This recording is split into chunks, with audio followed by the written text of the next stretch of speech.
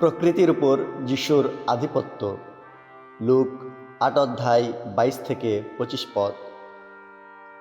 যিশু একদিন একটা নৌকোয় গিয়ে উঠলেন, শিষ্যেরাও তাঁর সঙ্গে উঠলেন।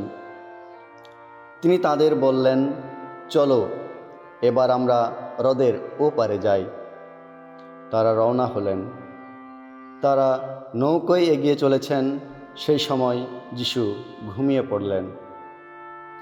একসময় হঠাৎ একটা ঘূর্ণিঝড় হ্রদের বুকে ঝাঁপিয়ে পড়ল।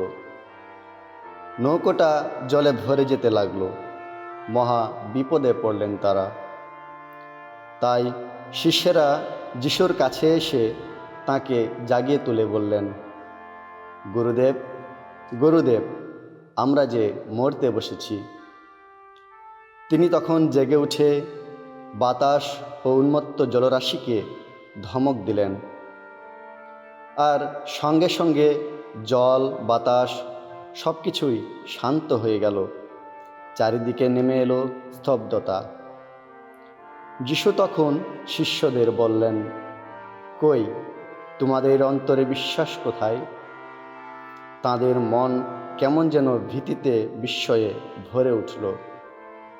তারা নিজেদের মধ্যে বলাবলি করতে লাগলেন, তাহলে ইনি কে? ইনি তো দেখছি জল ও বাতাসকে আদেশ দেন, আর সঙ্গে সঙ্গে জল ও বাতাস তাঁর আদেশ মেনেই নেয়।